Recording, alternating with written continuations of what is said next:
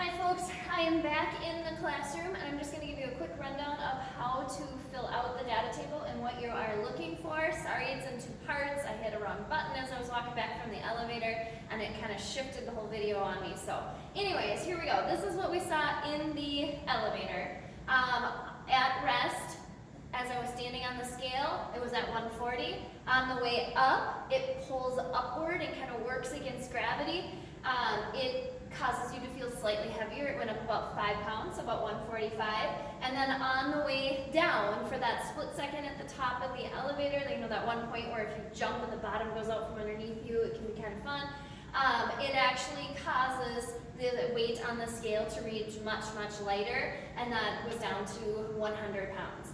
Okay, first thing you're going to do is fill in the chart here. We need to change from pounds to kilograms, which is our mass. That is just by dividing by 2.2. So don't forget to get that divided by 2.2. Once you have your mass in kilograms, to change it to weight in newtons, you need to multiply by gravity. So you're going to take this column and multiply it by negative 9.8. You will have a negative weight in newtons, and that's because the pull of gravity is in the downward direction.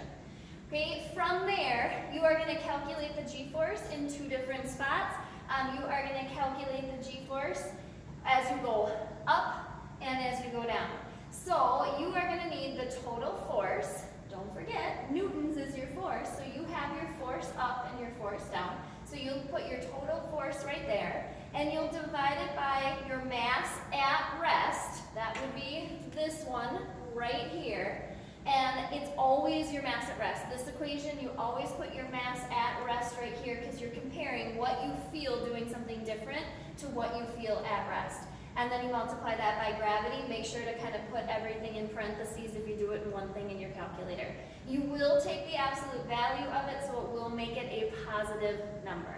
So these are going to be the different places that you are going to need for the data for their g-forces.